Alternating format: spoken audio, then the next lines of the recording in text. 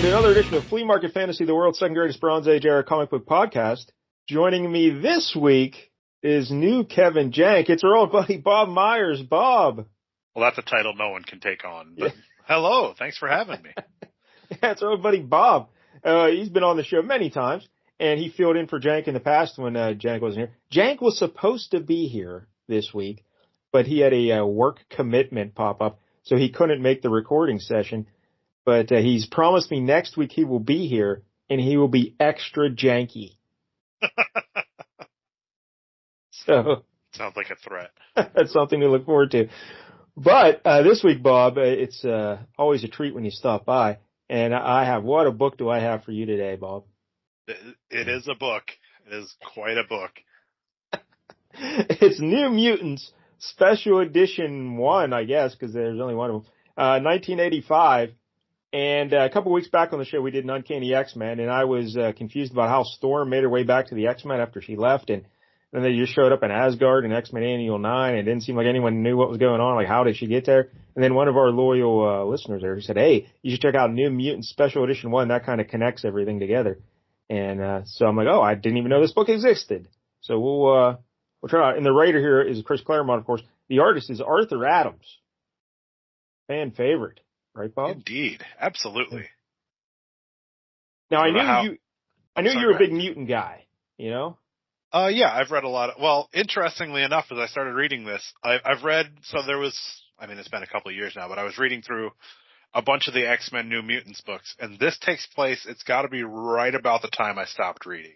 Because, I know where all these characters are, okay, but it's like, I've never read this story, and I don't know if I've read stuff past this, so it's got to be right about the time where I stopped reading. Is there a reason why you stopped at this point, or you just? I was like, I need to take a break. It was about the time where Apocalypse was about to show up, and I think what's it called? One of the big the Inferno event was about to happen. All that stuff. I was like, okay, I need a break before I get in all this. I think this is a few years. I think this is a few years before that, though. Is this a few years before that? Okay, well, maybe I just missed this entirely then. Okay, that's possible. I think in the sequence of New Mutants, this story takes place around issue 34 and 35. Okay. And this book was supposed to be New Mutants Annual 2. But the story just got too big, and this is 64 pages. Yeah. And I think that's the real reason Jank didn't want to show up. Oh, no, you're totally right. Yeah, Inferno was much later. So, yeah, I must have just missed this one entirely then. Yeah. Okay. So, this was supposed to be the normal annual, but the story got too big. And they said, you know what, let's make it a special edition. So, they could charge more money for it, I guess, as $1.50. And I guess. Yeah. So that's why it has the name that it does, but it was supposed to be just a normal annual. And it features the New Mutants going to Asgard. And so the reason Storm ended up here, because this is very confusing, but if you remember, Bob, Storm left the X-Men when she lost her powers. Yep. And she was wandering around through Africa trying to find herself and all that. And Life Death Part 2 with Forge. Remember that all happening? And yeah, I liked those stories. I remember I was listening to that episode, and Jank said he didn't really like the stories where mutants lose their powers, but I really liked the Storm. I liked it too. I think it's a hell of a character arc, and they kept it going for like a good year or so. Yeah. But I was confused about how she got back to the X-Men. So apparently what happened is the New Mutants were fighting, what's his name? Shadow King. You know that guy? Vaguely. I remember him vaguely, yeah. Yeah, he always fought Xavier in the astral realm or something, and he's a mental power guy. He always looks like a chubby dude with a fez hat. That's how they usually depict it. But anyway, the New Mutants were fighting Shadow King, and he was having his way with them, I guess. And so Warlock, he was looking for some help. He found Storm, Warlock, our little robot buddy, alien robot, and he brought Storm back to kind of help the New Mutants. And she helped the New Mutants beat Shadow King, so she's still just hanging around with the New Mutants when this book starts. So I had no idea any of that happened. Yeah, I don't remember that. So, yeah, this must have been, because I looked it up, and this would have been right about the time I stopped. I was wrong about Inferno. Inferno was later, but this is about the time I stopped reading. So, yeah, I don't recall this happening, but I remember most of the characters about up to this point. But Yeah, I was a big X-Men New Mutants guy when I was a kid, and I wasn't buying New Mutants regularly at this point, obviously, but new X-Men I was, and I had the X-Men Annual 9, but I guess I never even cared to look for the first part of the story, because that's where the story continues in X-Men Annual 9, and then it can, they pop from there into X-Men issue 200 is where the characters then pick up. So, Okay. Anyway, that's the background for the story. I guess we've talked about the New Mutants several times on the show. I don't think we really need to get into too much history about them. But usually Jank describes the covers for us there, Bob. Would you like to look at this book? Because this is a long book. We're going to keep it moving. Yeah. So the cover is are these gatefold covers in comics? That's what I think of when I think of sounds records. right. Yeah. So it's a full gatefold cover, but the front cover is really where most of the action is. You got, your little corner box is fairly, I guess, square, blocky looking faces of your New Mutants, or at least your That's Bill Sienkiewicz. That's Bill Sienkiewicz art, and he was the totally most. Makes sense. Yeah, he's the most famous New Mutants artist in the early days. So yeah, they're keeping his character designs there, so that's cool. That makes a lot of sense. Then you got Warlock with some wings on his back doing a big punch, Magik with her sword, and Wolfsbane's back there tearing somebody up, and they're tearing up a bunch of apparently Asgardians. They're all green and red. It's really hard to tell exactly what's going on, but yeah, there's a lot of detail in here. Yeah, a lot of detail, but too much detail, frankly. Art Adams is going crazy. You can clearly see that Todd McFarlane drew a lot of inspiration from Art Adams. For sure. Yeah. I mean, we'll talk about legs, I'm sure, during this episode. But yeah, so the front cover, just the front cover, I'm not a fan of at all. I think if you're doing this gatefold cover, you need to have a better composition for the front cover, because this doesn't look appealing at all to me. I hate the way the very foreground is red, just all red. Yeah. And then you got the green kind of background. I don't like that. I would have individual coloring on everything, I think. Yeah, it doesn't really work. I do like on the back cover where you can see basically in the horizon in the background where you got Loki and Storm and Enchantress. That looks really good. Yes. When we go to open up the full cover, then on the left, like this would be the back cover, we see Loki, Storm, Enchantress. They look awesome. And then we have, again, more of the same. It's just the fight all bleeds together. Like, it's tough to differentiate things. And, I mean, you put that much detail into it. Let's color everything individually so we can see things better, I think. But, not a fan. Not a fan of the cover. But, it's too much going on there. All right, so we open it up. Stan Lee presents the New Mutants. Home is where the heart is. And we see Storm. She's in some sort of a fight with people. And is this, what does Loki say? Because Loki's watching her, I guess, in some sort of a crystal ball situation or something. And I think he says that some sort of Asgardian, what are they called? The bad guys from Asgard. I don't know. But Storm was fighting them on Earth, and at some point in the recent history. And Loki's just reminiscing, and he's looking back on it. And he's like, oh, what a woman this Storm is. Oh, yeah.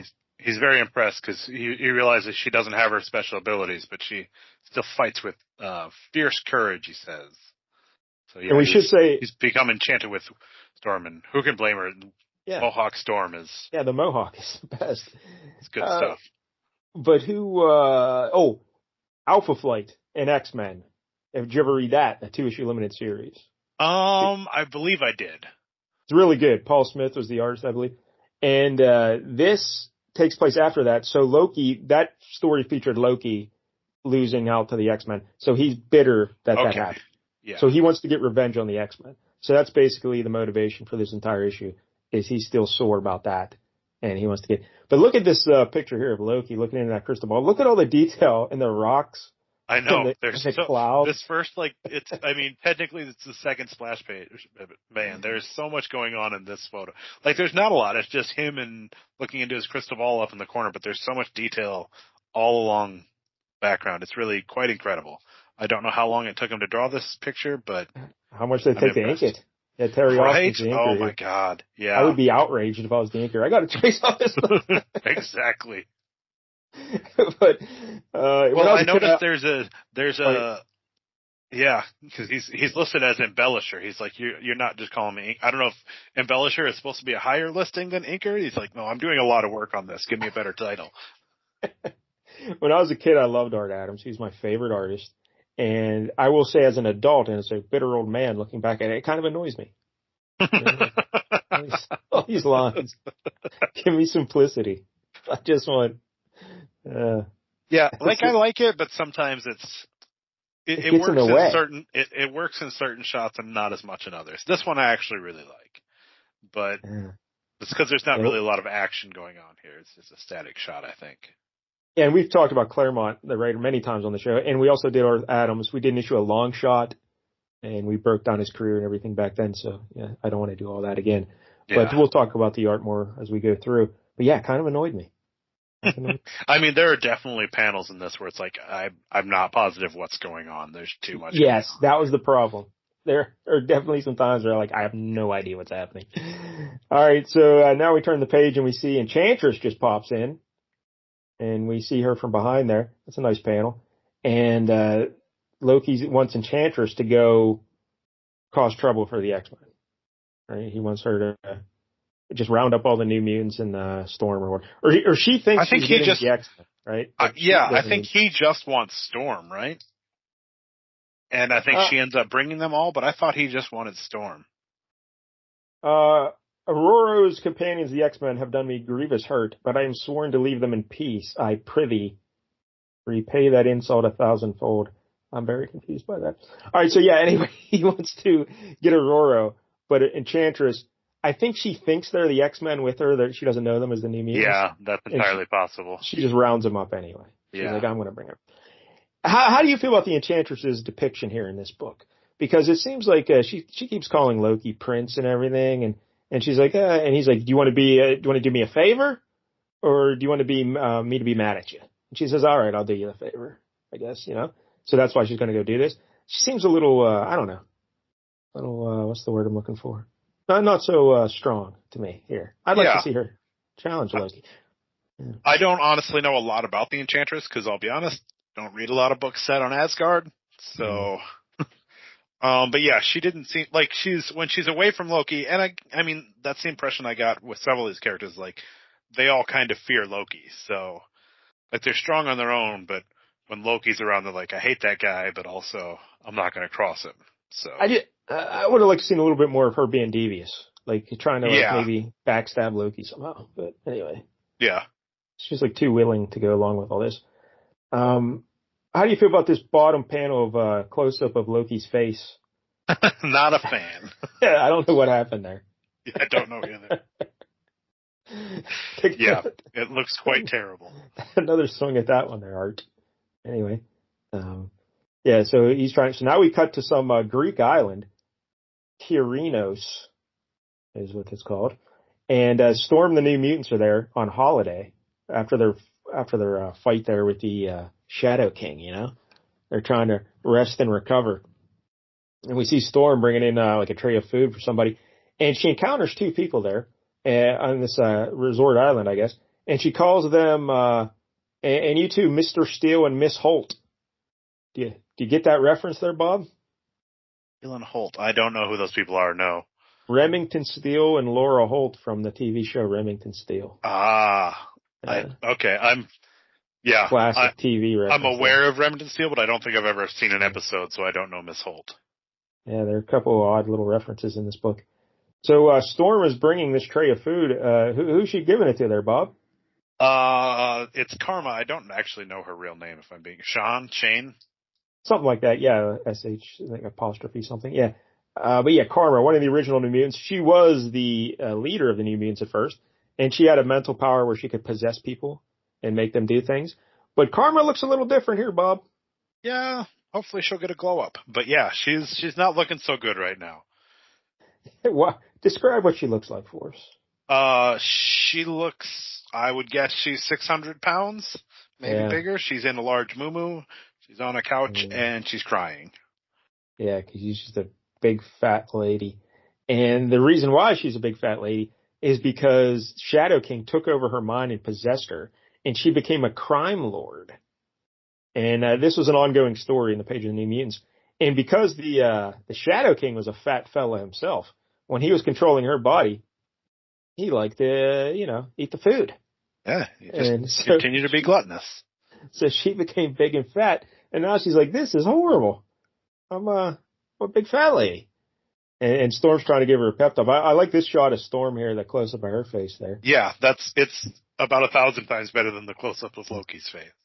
I mean, if you really break it down, the proportions on the nose and the mouth are off, but it looks good, though. It looks good. But the Storm's just trying to console Karma, and she's like, hey, you got to keep living here, You got to keep trying to get better. You can't just give up, You're one of them new mutants. Yeah, it's tough. I mean, I have read that story because, like I said, I read about up to this. And it's real sad because I really like Karma in the beginning, and what happens to her is just real awful. Yeah, her whole life is really bad, right? Yeah, her whole life is terrible. Like, just the whole way through, her life sucks.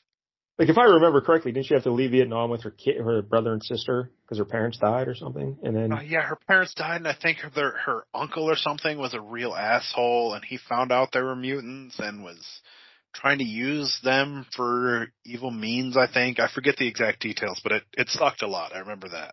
And she was separated from her little brother and little sister at some point, right? And she kept trying to get back to them, and I think that was the main thing. And so that was the impetus for her leaving New Mutants, because she found out, I think she thought maybe her brother was dead, and then she found out he was alive, so she went to go look for him, I think. It's been a while since I've read those, but I believe that's what was happening, and that's why she left the New Mutants. So now we cut to another side of the island there, and we see the New Mutants enjoying themselves. Cannonball and Magma are swimming, having a good old time. And we see Ilyana, and this is Warlock, even though he looks like Colossus here. It's a Warlock. He now knows how to change into make himself look like a normal human instead of the black and yellow robot. Well, he looks like Colossus, not exactly a normal human. But really jacked right closer. But he's wearing a one-piece bathing suit like a lady, but you really can't tell because he's squatting down. This is another one of those things where it could have been drawn better because we have no idea what she's talking about. But then he stands up and he's like, oh, maybe I should wear a pair of jean shorts, but the jean shorts are enormous. He makes enormous jean shorts. And then Liana walks over and she sits down next to, what's this kid's name? This Douglas. Cypher? Cypher, right? I'm terrible with their real names. Yeah. Yeah. He's old Cypher. He's the kid who, he ends up dying later, spoiler alert, many years later. But he was buddies with Warlock, and his mutant ability was he could translate any language. So, not so good in a fight. Yeah, no. Like, he's definitely useful, but you don't want him on the front lines. Yeah. You leave him back at home, get a radio. So then we see in the background there, Warlock is now wearing a bikini, even though he's still a jacked fella, like Colossus. Hilarious. Yeah, it's the comedy. And we just see Cypher's just always his whole character is just that he feels bad that he can't contribute to their fights, because he's just translate language, and so he's always moaning about that. And Magik looks up at the top of the hill there, and there's old Bobby DeCosta, Sunspot. He's about to dive off a cliff into the little water there. This how do you feel about Sunspot? Kind of a jerk, right? He's a bit of a dick. Yeah. Quite frankly. Again, like all these New Mutants, he's got that troubled childhood, and his dad's a real dick, so kind of get it, but also chill out a little bit, buddy. Do you have a favorite New Mutant? Ooh, I guess Moonstar. Dani Moonstar. Yeah, is probably that's my mine favorite. as well. Dani Moonstar. And now here, though, she's depicted as like a 90s I guess it's an 85 swimsuit model. She doesn't look like Dani Moonstar. Not at all. Yeah. So, but yeah, Dani Moonstar's talking to Rain there, old Wolfsbane, and she says, hey, she had Wolfsbane check the island, make sure no one else was around. She says, hey, we can't just keep resting and relaxing. We got to stay sharp. So she's going to pull a little prank on her fellow New Mutants. And her power is she can make someone's greatest fear just pop up out of anywhere. So she creates this giant sea lizard to pop out of the ocean. And the New Mutants, it's kind of like a danger room. Yeah, outside. she's basically just creating an outside danger room. Yep. Yeah. And so the New Mutants try and fight it, and they're like, Magma shoots a little plasma beam right through there, and nothing. And then there's rocks falling down. Sunspot tries to punch him, but he goes right through him. And then the same thing with Cannonball. And they think, hey, wait a minute, someone's pulling a prank on us. And they get mad at Dani. And what's going on with her hair in this? Dani Moonstar. That's a real good question.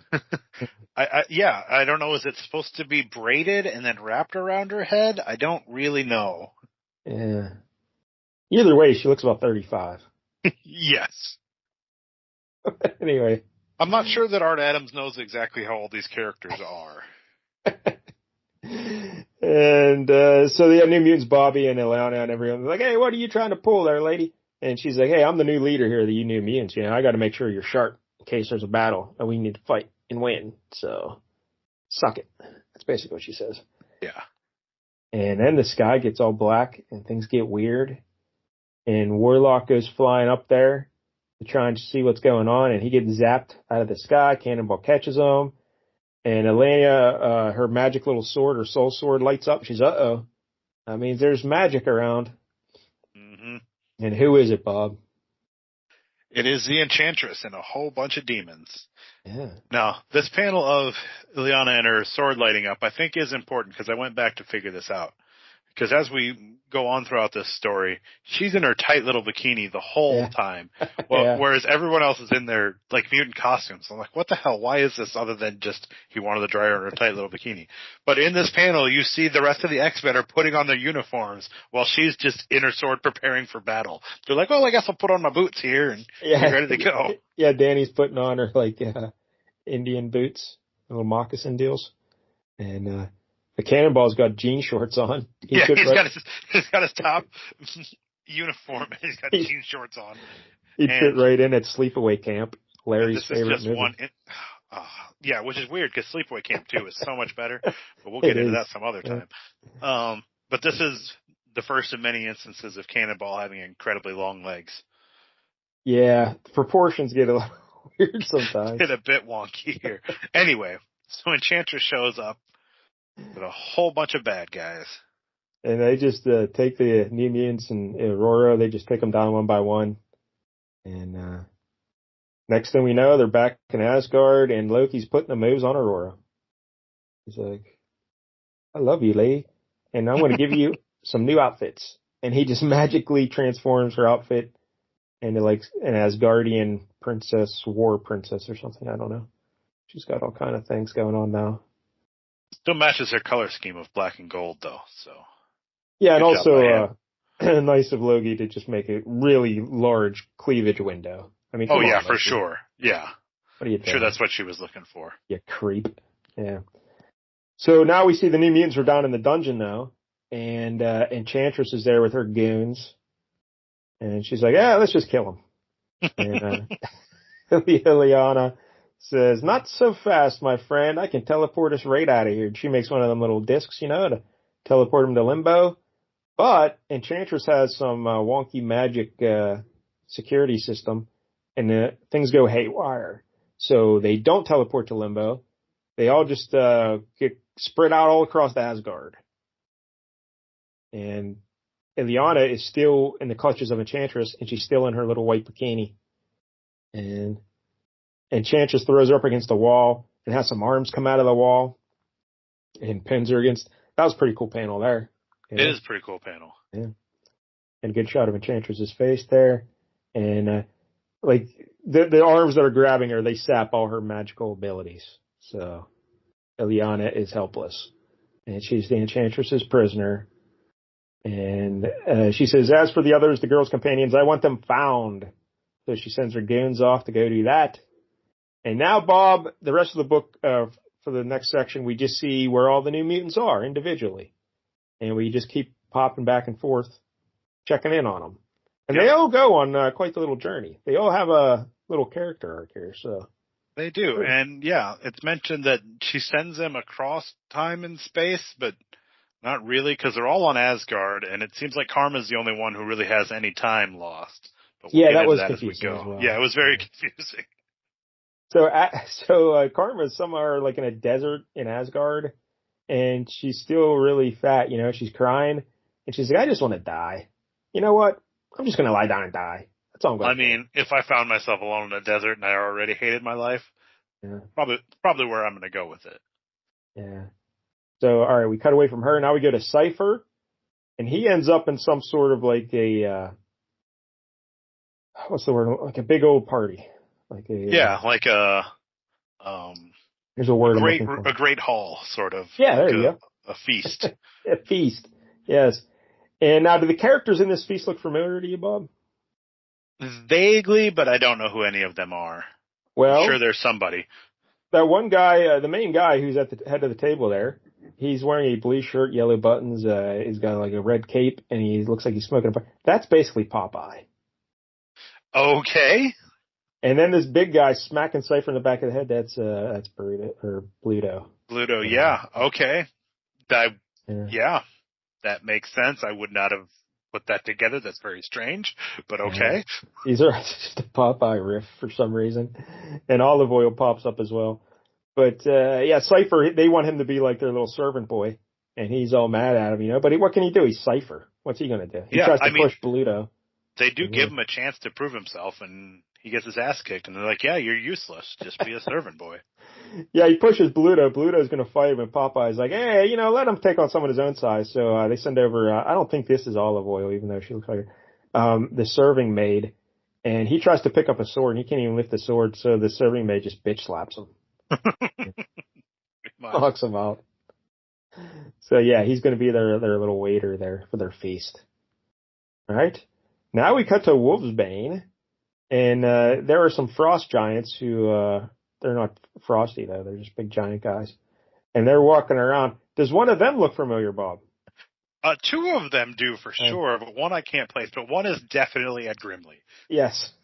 But the one in the middle's got a haircut that looks familiar too, and I couldn't figure out if they were all three supposed to be people that I should know, but the one is most definitely Ed Grimley. Yeah, the one's is the one on the far left, the red hair guy, is he supposed to be somebody? I don't know. Like, I couldn't place him. Like, did they only do one of the three as a joke? But, like, that one's clearly him.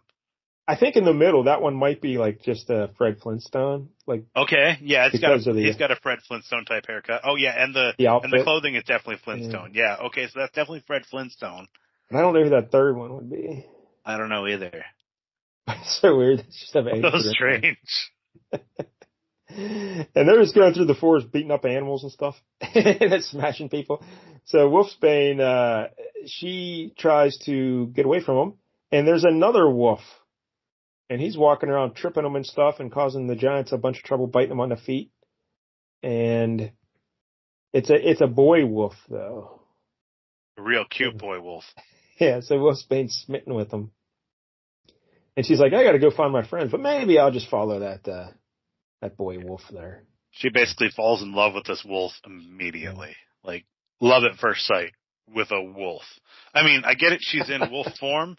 Yeah. But she's still fully human. Like, that is a tough call. It's like, that's the old love on a leash conundrum, you know? If you saw that classic film. I've not seen that classic, no. No, you really do need to watch that. Alright, anyway, so Warlock now, again, our favorite alien robot, he's trying to find out where he is. And he got zapped when he flew into the sky to see what was going on when Enchantress first got there, and he was basically all dead almost. So in order to him to sustain life, he has to absorb organic matter. And he gives it the old technovirus or whatever they call it, and basically turns it into a machine and absorbs their energy. And normally he doesn't do that with like actual living things, like he does it against like plants or whatever, not actually living animals or anything. But here he's in a desperate situation, and there's a giant dragon trying to kill him here. So he's like, you know what? I'm just going to absorb him, and yep, now I feel better. Yep, I'm just going to take this whole huge-ass dragon into myself. It's fine. Now we get another in-joke. Hela shows up. I love Hela. I'm a big Hela guy. I do like Hela. So yeah, when I got to this panel, I was like, oh, Hela's here. This is great. And then it doesn't last. She doesn't do anything. Yeah. But I like when Hela shows up. Ruined immediately. But go ahead. But there's another in-joke here because Warlock turns himself into Longshot. And keep in mind, this is 1985. No one really knew who Longshot was unless you read that limited series, and no one really did. Mm-hmm. So this is years before he became an X-Men. So that's a little in-joke. Because Ann Nocenti was the writer of Longshot. She's the editor of this. Art Adams was the artist of Longshot. He's the artist of this. So they did a little joke. Okay. In Longshot. Yeah. Yeah, because I was trying to remember, because I did read, I think, 3 issues of that limited run, and it was terrible, so I stopped. But I was like, has Longshot been a member? Because I didn't remember Longshot being a member of the team yet. Nope. And so, okay, so this is just like a joke reference for a thing that will happen eventually. Okay. Yeah, and I was just like, fuck, why is Longshot here? And then it's like, oh, it's not Longshot. Okay. In his little thought bubbles, he's saying, even with integral systems functioning at peak efficiency, locating Self's friends will be a real long shot. In that case, Self had better look the part.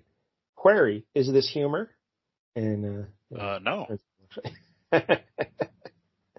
So he's talking to Hela, and what's her? She says, "Oh, you're in hell, hell with one L, the dwelling place of those who die dishonorable or cowardly deaths, who lack the courage and merit to win for themselves a place in Valhalla, which then art you, or I'm sorry, art thou? I forgot we're in Asgard." And he says, "Coward." He just flies away. He just flies away, and that's it. He just leaves, and that's it for Hela. Yeah, she's like, "Oh well." I think she says it's just a little, forewarning her. She's like, "Oh, you know what? I might claim them for myself anyway at some point." So yeah, out for that Hela. All right, now we cut to Bobby, old Sunspot, and he's arm wrestling a fella in a pub. Yeah, just found himself in a bar, apparently. He's done way better than most of the people. And again, he's like 15, right? Isn't that yeah. Doesn't look 15 in any of these drawings, but he's supposed to be like 15 years old.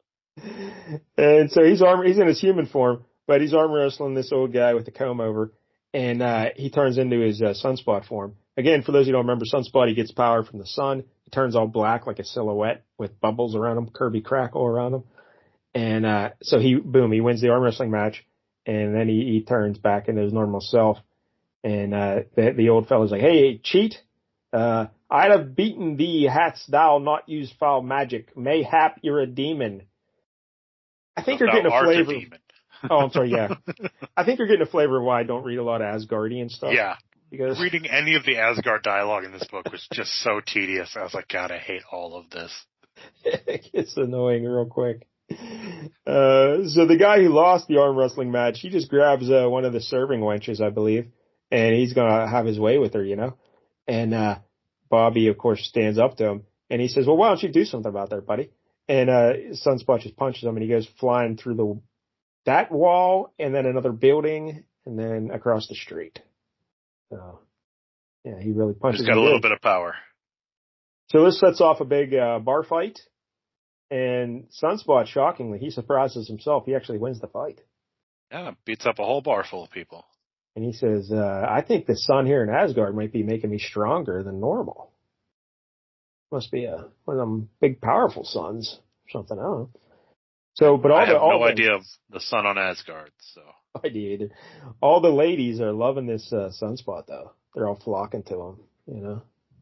So.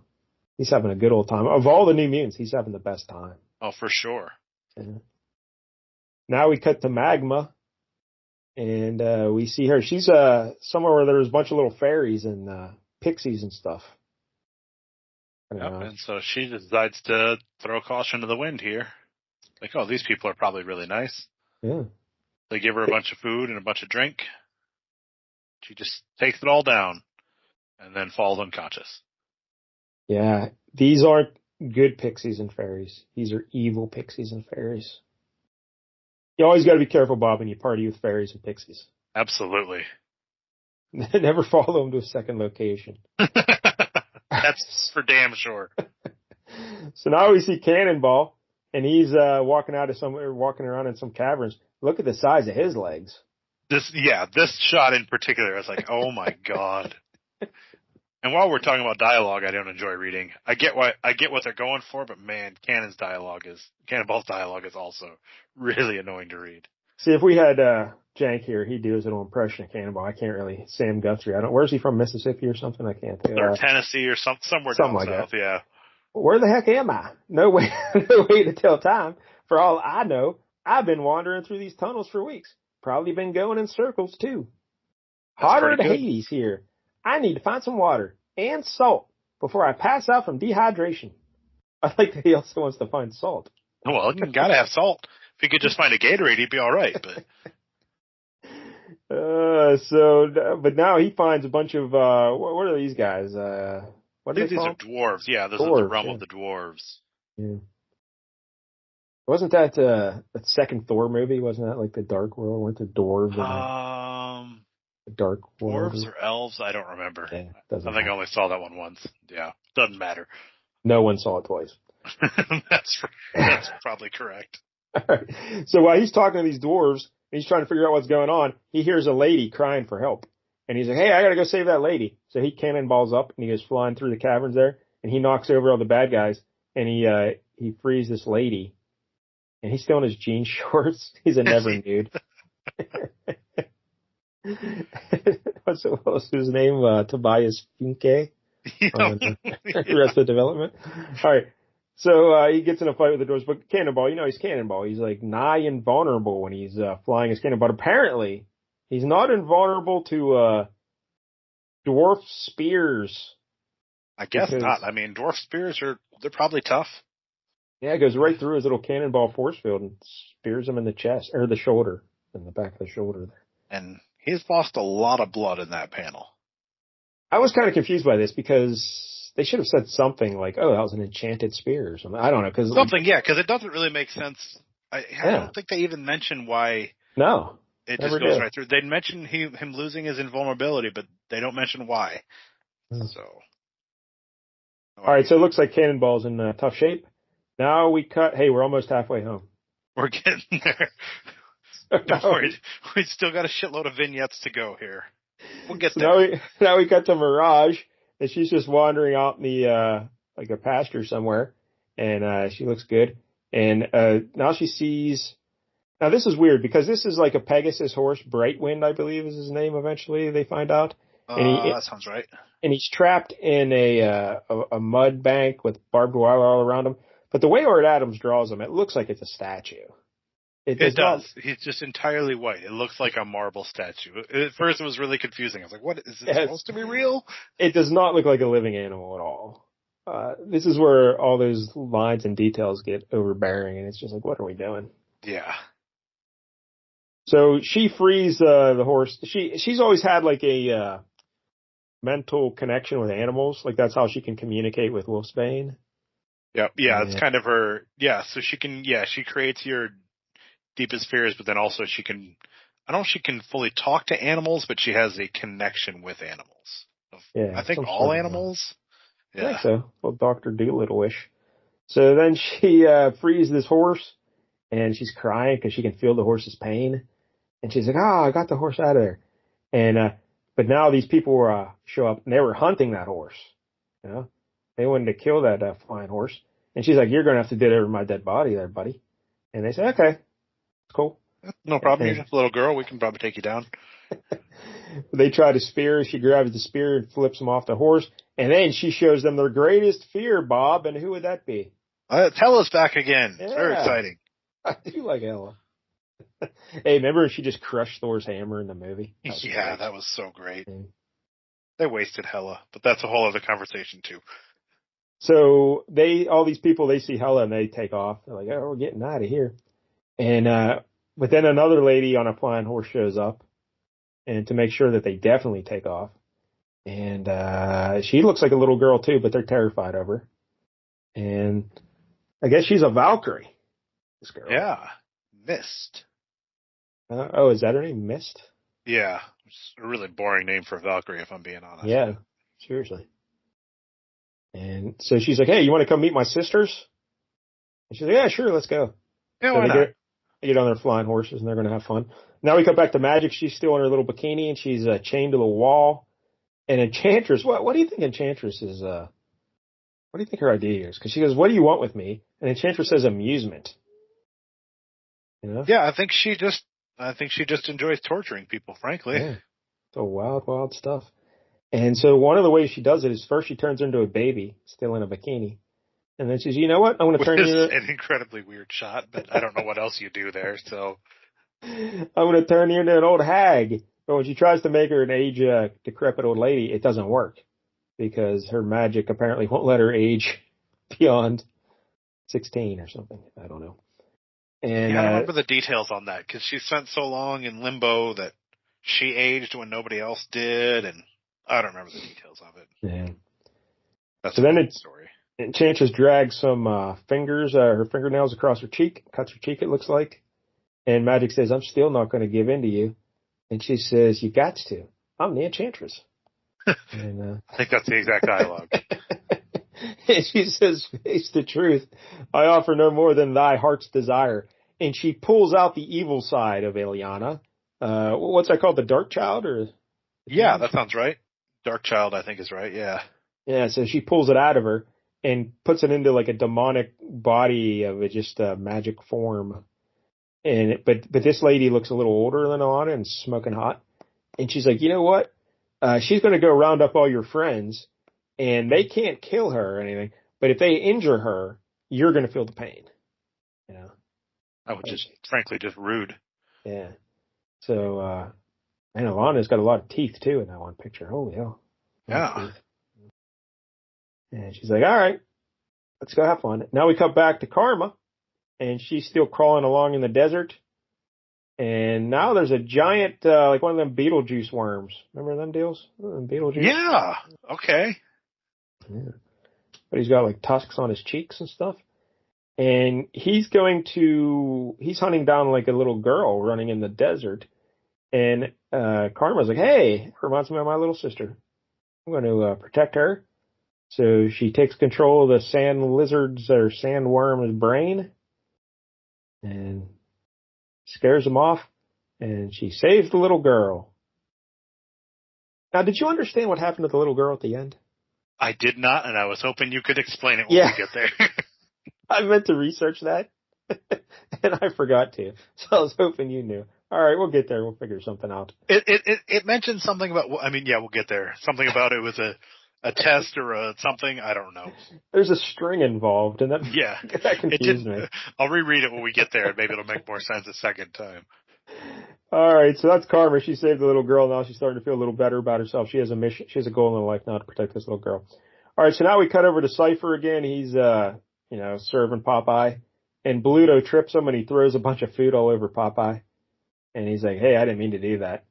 And just when he's about to get whipped for doing it, old Magik and her demons hordes come crashing through, and she kind of looks like Spiral without the arms, but like a little bit, yeah. Yeah.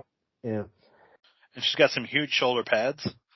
So, and she says, "Hey, Cypher, that's who I'm after, that Cypher guy." And then she just cuts Popeye's throat. Yeah, she's like, I don't give a fuck. Screw you, Popeye.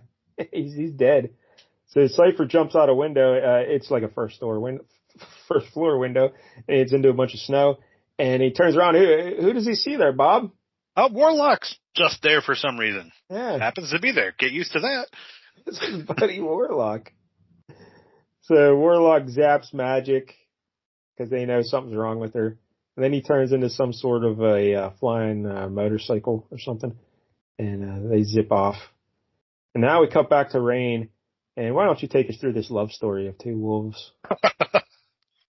I don't even know if I can. So a new cute boy wolf takes her home, and she's very enchanted by this lovely woods. And then they both turn into half human, half wolves, because apparently he can also do that.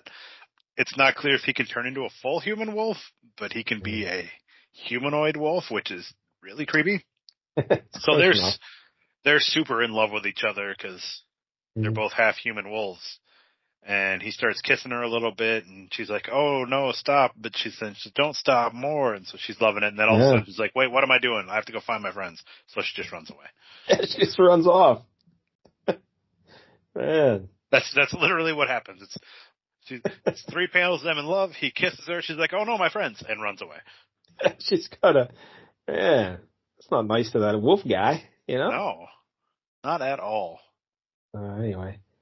Now we cut to Sunspot. Hey, the Warriors 3 show up. Yeah, everyone loves the Warriors 3. I think they do, right? But we got the, I forget the names. We got the big fat guy, what's his name? Begins with a V. Shoot. Oh, Volstagg. Volstagg the Voluminous, the Dashing Fandral, and Hogan the Grim. They are the Warriors 3. And these are Thor's buddies. They just like to drink and party and fight. Yeah. I mean, they seem cool. If they weren't Asgardians, I'd probably like them way more.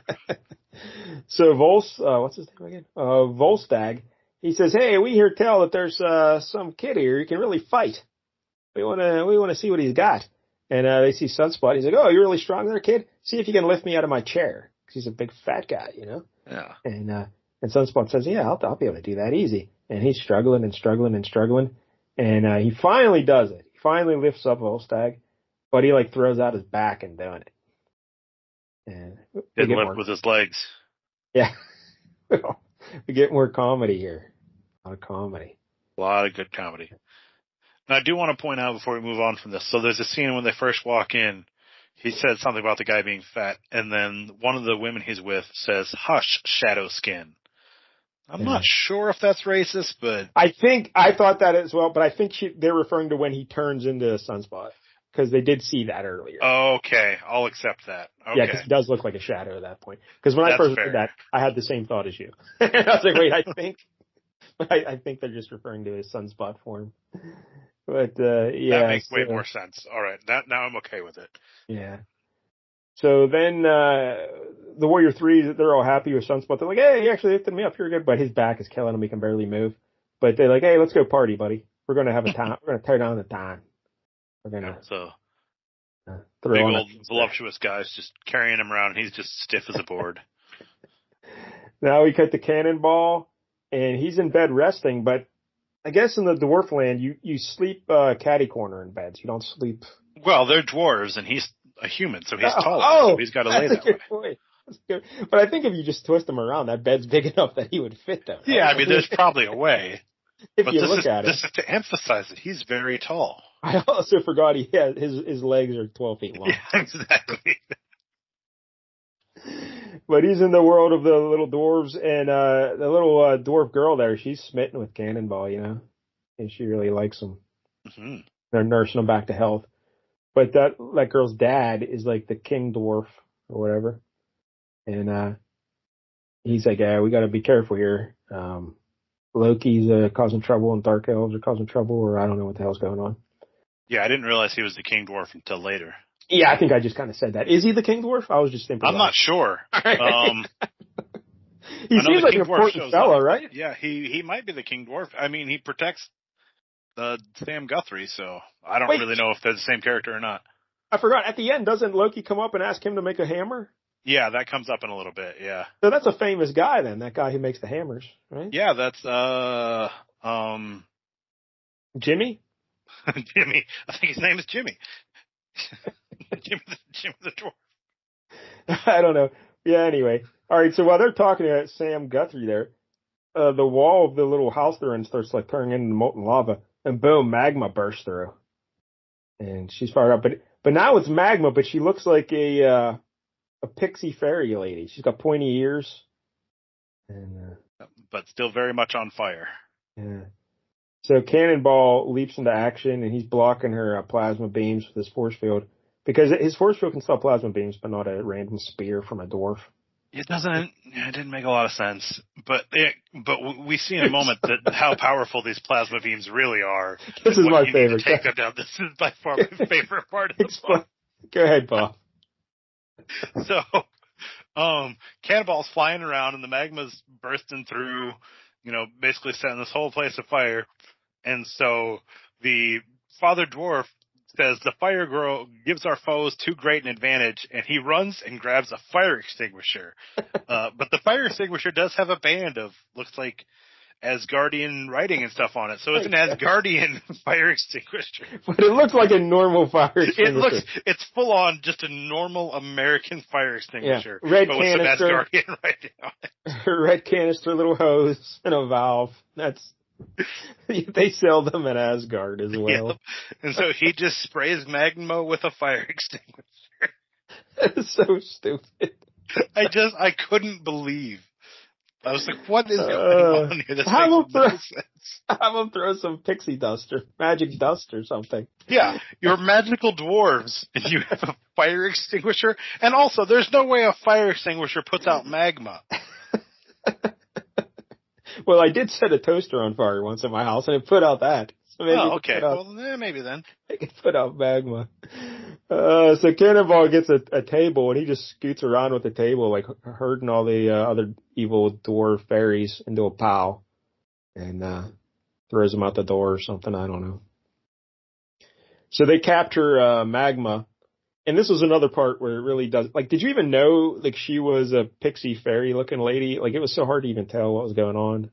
Yeah, it wasn't clear. I had to go back. I'm like, wait, what happened to her? And I was like, okay, yeah, the pixie fairies drugged her, and I guess they turned her into a pixie fairy lady.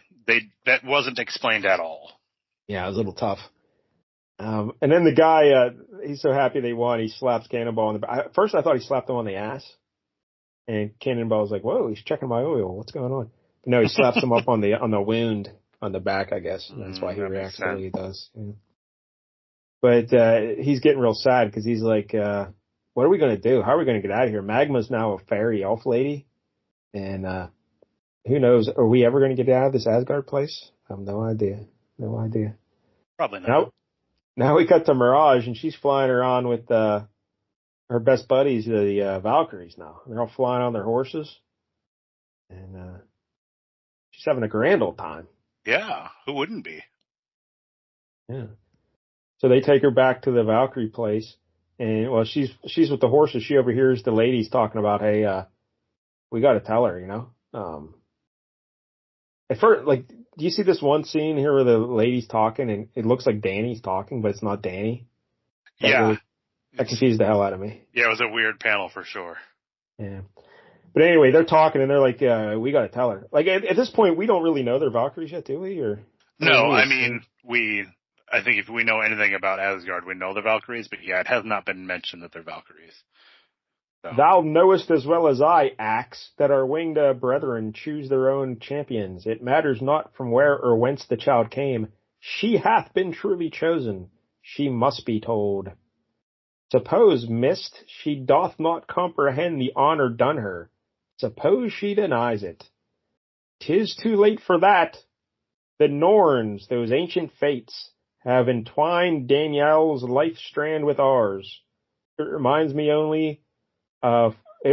only for the bond to be sealed. I was distracted there because I was thinking, man, my life strand has never been entwined with anyone, really. No, tough. It's been sad. I mean, but also, her life strand's entwined with a Pegasus, so. What if mine was entwined with a chimp? That'd be great. I mean, it might be. You just haven't found said chimp yet. I haven't found the right chimp yet. But anyway, they're like, it'll be bound in blood. And we see Dani react when she hears that. She's like, I'm out of here. And she jumps on her flying horse and she takes off. She's just scared. Running away. Mean, that's reasonable. I talk about finding a bond in blood. I'd be like, yeah, I'm out of here too. I'm going to steal my horse and get out. One of these people's named Axe. Axe and Smash. Yeah, exactly. So now we cut back to Karma. She's getting a little thinner. Yeah. She's slimming down a little bit. Slimming up a bit, yeah. A little bit. And she's still in the desert. She's still protecting that little girl. And she's using her powers to capture lizards and killing them. And so they can have something to eat. And now we cut back to Sunspot. He still has all the ladies all over him. And Magik pops in. And she's hunting down Bobby DaCosta there. And he's like, hey, you look different there, Elanya. And she just like possesses him and turns him into one of Enchantress's demon soldiers as well. And he's just got the frumpiest face in the world. It's like, oh man. I'm a demon. This stinks. So now we're supposedly cut back to Cannonball, but we see Loki and Aurora there. And Loki, he turns Aurora into a hawk or an eagle or something. What kind of a bird of some sort? I think they say a falcon. Yeah, a falcon. How many chances did I have and I still got it wrong? It's a falcon. But the falcon's got a white mohawk. Yeah, this didn't really make a lot of sense to me because he disguises her because he doesn't want them to know that Storm's with him. It's like, they can't see you, so I'll use this enchanted cloak of feathers. But also, maybe just don't bring her? Yeah. I mean, what does it matter if they see her? I don't know. Who cares?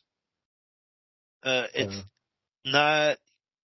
I don't know. He just says it's not good for you to meet the lesser dwarves or something. I don't know why, but yeah, literally, like there's no reason not to bring her because of course one of them recognizes her. So, or I think it's Cannonball that recognizes it, but still, like just don't bring her. Anyway. And now we see that Magma is clearly a dwarf lady now with the pointed ears, and she looks all tiny. And so Loki goes and he talks to that dwarf guy. He's like, "Hey, I need a hammer, because old Beta Ray Bill, he took the other hammer, so I need another hammer." And he's like, "All right, I'll make you a hammer." What of it? Eitri, that's his name. Old Peter Dinklage. Eitri. Oh yeah, from the Endgame movie, right? Yeah. He made that Stormbreaker. Yeah. So he wants to give that hammer to Aurora because he wants to make Storm a thunder goddess in Asgard. And he Which sounds pretty sweet to me. Yeah, if he makes her a thunder goddess, she's going to be so happy, So that's his plan. And so he wants, but he sees old Cannonball there. He's so tall, He's like, what the hell? How's this tall guy getting Aurora the dwarves? And Eitri says, "Oh, that's my dumb nephew. Don't pay any attention to him." Yeah, it basically says, it's not clear because it's some weird Asgardian, but basically it's like somebody had sex with somebody they shouldn't have, and now we got this tall kid. And Loki leaves. Man, Bob, we're 50 pages in now. I'm winded. I know, right? This has been a lot. All right. It's been a lot of really not that much. So now we come back to Wolfsbane, and where is she? Oh, Magik finds her. Yeah, because Other Wolf is howling because Other Wolf is very sad. Yeah. Because he's apparently just been stalking her. So. He's got the blue wolf balls now, and Rain's not excited about it. But Magik, she shows up and she possesses Rain, and she makes her a demon. Yeah. And we see that other wolf say, "Rain!" And he does nothing to save her, though. No, he didn't do anything. He didn't try to bite Magik. He'll bite a giant. Doesn't try to bite Magik. Now we come back to Karma, and Karma's looking good. Again, like a 1980s swimsuit model. She's lost at least 400 pounds. And amazingly, she looks spectacular. Like, I don't know what her skin regimen is here. Yeah. Normally when you lose weight, the skin doesn't disappear. But all the weight went into the length of her legs. Yes, her legs are huge. She's very leggy. But she looks great. So now Warlock shows up with Cypher, and again, like you said, did she really get pushed through time? Because now it's not clear. I mean, obviously she's been in this desert a long time, but and then they just show up somehow. She lost 450 pounds, so she's been doing something. A lot of cardio. She's real happy to see him. Yeah, she does look great. Look at that. And they're like, "Hey, you lost a lot of weight." And she's like, "Yep." What was that thing Richard Simmons did? Deal-a-meal? Maybe she's on Deal-a-meal. Oh, that could be. Yeah. She's just been eating lizards. They're real lean meat. Oh, but here's the part we were talking about earlier, Bob. Yeah, the three Norns, Erd, Skuld, and Verdandi, fate being a necessity, the eternal fates who rule the lives of all within the golden realm. So your string is a sign of them, which doesn't make any goddamn sense as far as I can tell. Evidently they took pity on thee. Yeah, so she's talking to Cypher and Warlock, and she turns around that little girl who she's been protecting is not there anymore. Now she just has a string around her finger. Yeah. So she doesn't forget something. So where did you get that explanation from? The next page, when Magik shows up, she just drops a little exposition of that's what that string is, and it still doesn't make any sense. I must have flew right past that when I was reading it. I don't remember. Yeah, so now she has a shoelace or something, so that's nice. But yeah, Magik shows up, and she's going to fight them all. It looks like Magik has a little Nightcrawler tail popping out of her bum, too. Look at that. See it that does, yeah. What's going on there? That's very that? strange, but yeah, I mean, I guess it's just a demon tail. So. And so Karma's ready to fight him, and Warlock turns into like a body armor thing around Douglas, and Then Cannonball and Magma just happen to show up as well. They just show up. They just find them. It's really handy. And Dani Moonstar shows up as well. And Just shows up, just all in the same spot, all at the same time. Shooting arrows down into Magik, and they're all fighting. And this is when Chris Claremont realized, oh shit, I only have 6 pages left. Yeah, I have to get everybody together. They already gave me a special edition. I can't ask for more than that. We gotta get this going. So then Warlock beats up some of the demon guys, and we have Magik facing off against New Mutant still. And then we cut back to see Enchantress, and she's like, impossible. She is mortal and not of the ancient blood, yet she rides one of the sacred herd. She's talking about Dani. Though she specs it not, Dani Moonstar hath joined the she doesn't call him Valkyrie. Valkyrior. She is one of Odin's choosers of the slain of Valkyrie. Choosers of the slain? The hell does that mean? I don't know. So those accursed warrior women are immune to my enchantment. The Valkyrie have already claimed the girl's soul. Again, she calls them Valkyrie, or I don't know what that means. I cannot steal it. She is too dangerous to be allowed another breath. So this is where our comics knowledge is really lacking. We need Jank. I'm sure he'd know all about the Valkyrie. Or I don't know if he's up on Asgard or not. I'm not sure. Yeah, I don't know. Certainly he'd know more than the two of us. So Karma, she says, wait, Danielle, let me try first. And she tries to possess Magik's brain. And apparently that causes Enchantress's little crystal things she's been watching them with to explode. So now Enchantress can't even control Magik anymore. And she's like, all right, I guess I'll just have to hope for the best. You know? Yeah. It's like her cable went out. Exactly. Can't see it anymore. So she goes to bed with some dude. She wakes up in bed with some dude. There's a dude in her bed. Who's that guy? He doesn't look handsome either, by the way. What's going on there? Well, he's had a rough night. Enchantress, he can do better. And one of her little lackeys runs in and wakes her up. She says, hey, thy demon horde is returning triumphant. So it would appear. Tidy my bedchamber, Grovig, while I dress to meet them. Then immolate thyself for entering without permission. Do you think he really sets himself on fire? I hope so. I thought that was pretty badass of her. What did she do to that guy she slept with? That's a good question. Well, I mean, depends on how good he was, I suppose. She set him on fire too. That's why his face looks like that. Could be. And she goes out to check on him, and there's Magik, and she's got all the new mutants rounded up. And Enchantress is like laughing. She says, ha ha. And should the X-Men's powers prove in time the equal of Loki's? Ha! Would not that be a delightful irony? Oh, so maybe she is going to use the X-Men to try and get back at Loki. Yeah, so maybe she's captured them to kind of build her own private army to fight Loki. That's but then the new mutants are like, they didn't explain that at all. Not so fast, my friend. Guess again, witch. Joke's on you. They were just pretending. Yeah. Surprise, fiend. And again, Karma looks great. Good on you, Karma. Getting back in shape. And so Sunspot, he has no qualms about punching a lady. He just not at all. Punches her. And then Enchantress shoots a laser bolt at him or whatever they call those. Eldritch bolts or whatever, if you're magic. And so the new mutants are beating up our goons. And Dani uses her powers again to show the goons their greatest fear, and it's Odin, Lord Odin, the All-Father. Flee for your lives, brothers, flee.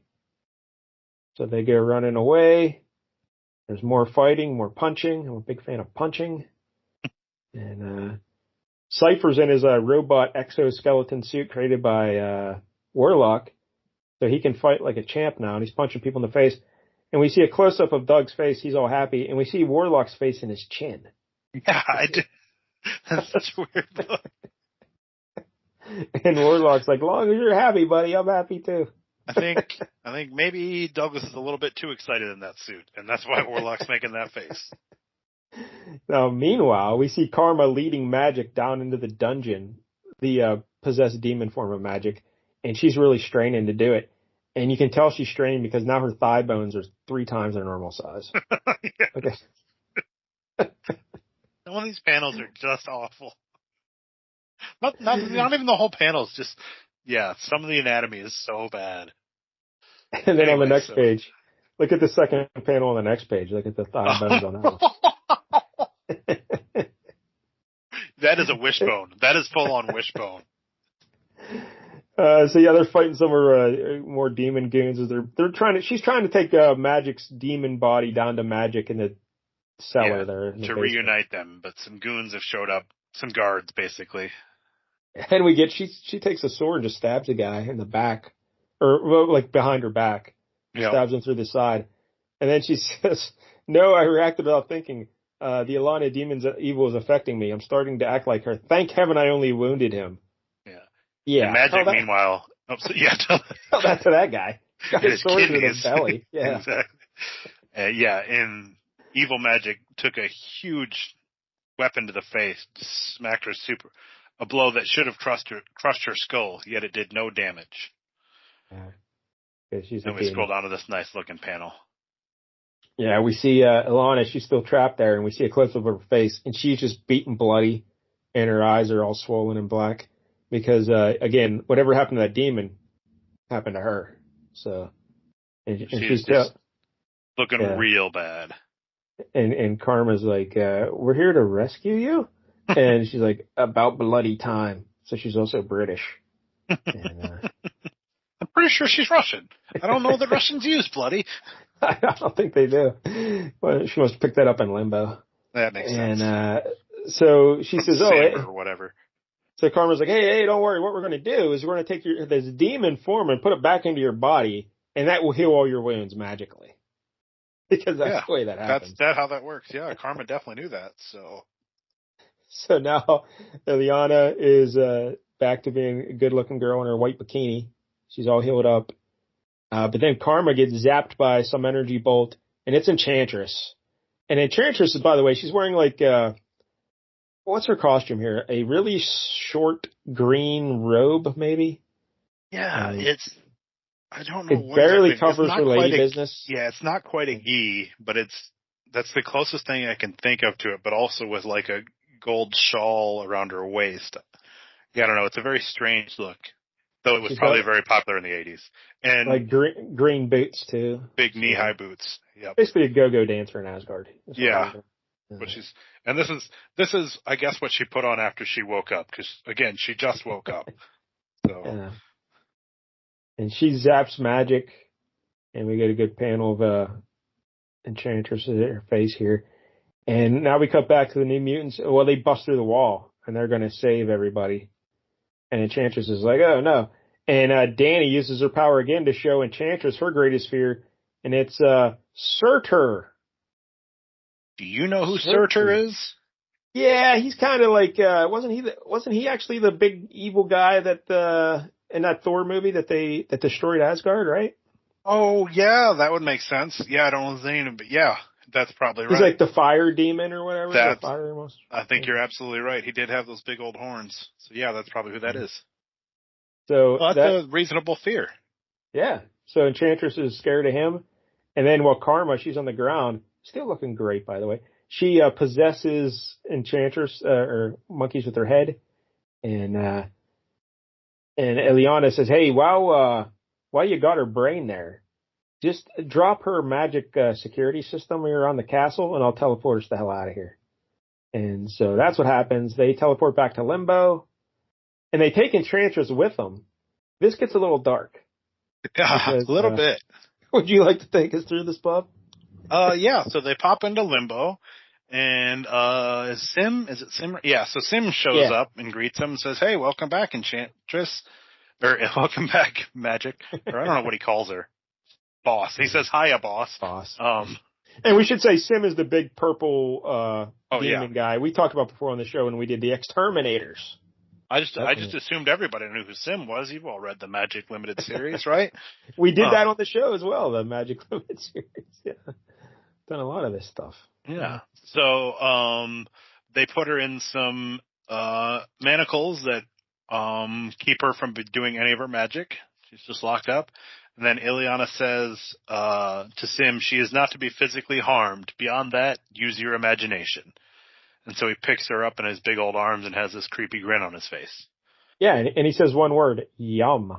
Yeah. So, what is going on? Yeah. Real creepy. I don't like that at all. And Ileana says, break out the champagne, partners. We win. And a lot of really long legs in that whole panel. Every character, except for the horse, for some reason, has really long legs. And Magma says, easy for thee to say, Ileana, thou'rt still human. And then Sunspot says, no fooling, Karma. Volstagg made the old you look puny. Aw, yeah, because he's a big fat guy. Yeah. And Warlock turned himself into Pokey from Gumby. That was another. Yeah, that was very strange too. But he turned himself into Gumby, and he's standing next to the horse who he calls Pokey, which was a weird joke too. That was an Art Adams running joke. He always put Gumby and stuff into his comics. So yeah, he sees the horse and he calls him Pokey. Yeah. So, and then we have Cypher. He says, "What next? We go home," and he's thinking to himself, "How dull, boring, yuck." Because now he's a big adventurer, you know. As long as he's got a magical alien robot to wrap up around him. So on the next page we see Cannonball, and he's like, "Yeah, going home would be nice, you know, but what about Aurora? We got to get her, and you know, Magma's still a dwarf. Like, what are we going to do about that?" And all those kind of things. And Dani says, I keep telling myself the bright wind and I must part, but I think I'd sooner cut out my heart. And Rain says, I like to see my prince again, even if only to say goodbye. Yeah. Sunspot's like, yeah, Earth sucks. I definitely want to be on Asgard. Everything's way better on Asgard. And Enchantress says, a fool's quest, boy. Thou art no match for Loki. And Sunspot says, hey, pretty lady, we beat you, we'll beat him. And she says, dream on, Shadow Skin. Now, see, this is interesting because has Enchantress ever seen him turn into Sunspot? Because, yeah, he did right in front of her, and then he punched her in the face. Oh, yeah, that's right. That's right. He punched her in the face. Okay. And far better than weird that they both came up with the same name for him, though. And then we see Dani, and she's looking good. She says, Loki started this, but whatever it costs, whatever it takes, we'll finish it.